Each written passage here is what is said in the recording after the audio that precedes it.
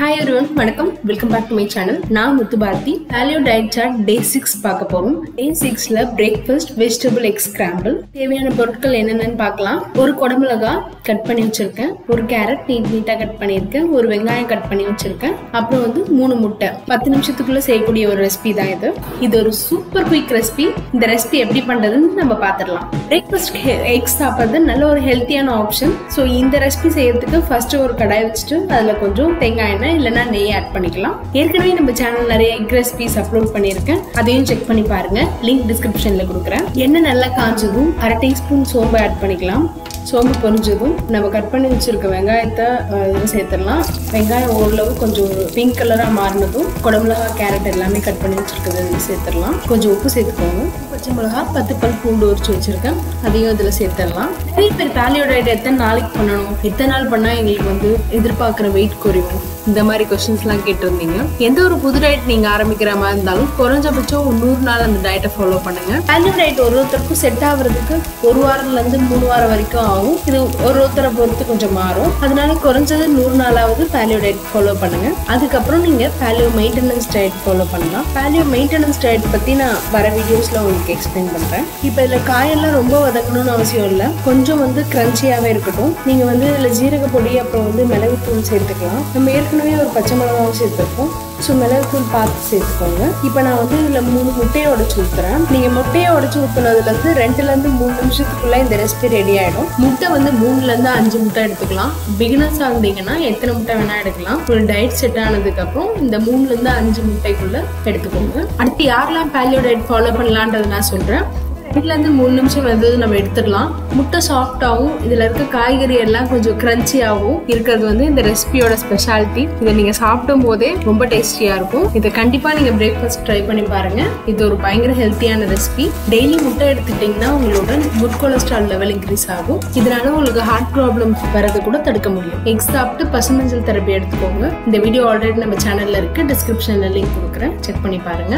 இப்போ நம்ம சூப்பரான வெஜிடபிள் எக் ஸ்கிராம்பிள் ரெடி ஆயிடுச்சு. பிரேக்ஃபாஸ்ட்க்கு 11 o'clock ஸ்நாக்ஸ் என்ன சாப்பிட்றதுன்னு பார்க்கலாம். ஸ்நாக்ஸ் வந்து நீங்கள் நெல்லிக்காய், கொய்யா காயா இல்லை பழத்துக்கு முன்னாடி ஸ்டேஜ், தேங்காய், அதுக்கப்புறம் வந்து வெள்ளரிக்காய் இதெல்லாம் எடுத்துக்கலாம். தேங்காய் பால், நெல்லிக்காய் ஜூஸ் இந்த மாதிரி எடுத்துக்கலாம். ஜூஸாக நீங்கள் எடுத்துக்கிறீங்கன்னா அதில் உப்பு மட்டும் போட்டு சாப்பிடுங்க. முள்ளங்கி முருங்கீரை ஃப்ரை பார்க்க போகிறோம். முடிஞ்ச வரைக்கும் கீரையை வந்து ஏதாவது ஒரு வேலை எடுத்துக்க ட்ரை பண்ணுங்க. மதியத்துக்கோ இல்லை நைட்டுக்கோ எடுத்துக்கோங்க. 100லேருந்து 200 கிராம் கீரை எடுத்துக்கோங்க. ஸோ இந்த ரெசிபியில் நான் கீரை ஆட் பண்ணி எப்படி செய்யறதுன்னு காமிச்சிருக்கேன். இந்த ரெசிபி பண்ணுறதுக்கு ஒரு கடாய் வச்சு அது காஞ்சதும் எண்ணெய் ஊற்றிக்கோங்க.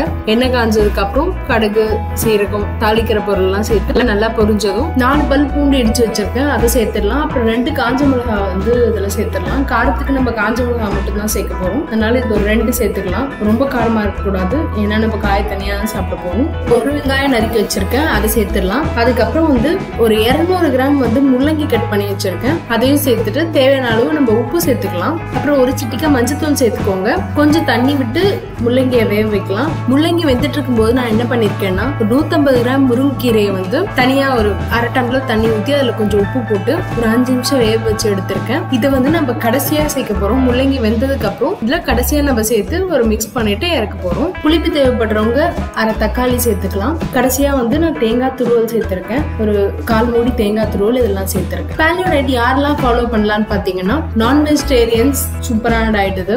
அடுத்து எகிட்டேரியன்ஸ் அவங்களும் வந்து இது ஃபாலோ பண்ணக்கூடிய டயட் தான். வெஜிடேரியன்ஸ் வெயிட் குறைக்கணும் அப்படின்னாலும் இந்த டயட் வந்து பாசிபிள். நான் வெஜிடேரியன்ஸ்க்கும் எகிட்டேரியன்ஸ்க்கும் இது கொஞ்சம் ஈஸியான டயட். ஆனா வெஜிடேரியன்ஸ் வந்து பாலியோ டயட் ஃபாலோ பண்ணணும் அப்படின்னா இது கொஞ்சம் கஷ்டம் தான். ஏன்னா டெய்லி பேசிஸ்ல நீங்க வந்து ப்ரோட்டீன் நீட்ஸை மீட் பண்றதுக்கு ஜெனரலா பருப்பு எடுத்துப்பீங்க. பாலியோ டயட் பாத்தீங்கன்னா நீங்க டெய்லி பன்னீர் எடுத்துக்கிற மாதிரி இருக்கும், இல்லைன்னா வந்து ப்ரோட்டீன் சப்ளிமெண்ட்ஸ் எடுத்துக்கணும். அப்பதான் வந்து வெஜிடேரியன்ஸால இந்த டயட்டை சக்சஸ்ஃபுல்லா பண்ண முடியும். முள்ளங்கியை தண்ணி ஊற்றி வேக வச்சிருக்கோம், அது கொஞ்சம் வந்ததுக்கு அப்புறம் தண்ணி கொஞ்சம் வத்தனதும் நம்ம தனியா வேக வச்சிருக்க முருங்கீரை அதுல சேர்த்து மிக்ஸ் பண்ணிடலாம். கடைசியா வந்து விருப்பப்படுறவங்க கொஞ்சம் தேங்காய் பூ சேர்த்துக்கலாம், அது ரொம்ப டேஸ்டியா இருக்கும். இப்போ நம்ம சூப்பரான முள்ளங்கி முருங்கீரை ஃப்ரை ரெடி ஆயிடுச்சு. இதை நம்ம லஞ்சுக்கு சாப்பிடலாம். இந்த ரெசிபி வந்து 3லேருந்து 4 மணி நேரம் நல்ல ஃபீலிங்கா இருக்கும். அடுத்து டின்னருக்கு நம்ம என்ன பார்க்க போறோம்னா பாவக்காய் ஃப்ரை பார்க்க போறோம். பாவக்காய் ஃப்ரை கூட ஆம்லெட் இல்லைன்னா தேங்காய் சேர்த்து சாப்பிடலாம். இந்த ரெசிபி எப்படி பண்றது பார்க்கலாம் வாங்க. பாவக்காய் ஃப்ரை பண்றதுக்கு ஃபர்ஸ்ட் ஒரு பாத்திரம் வச்சு அதுல வந்து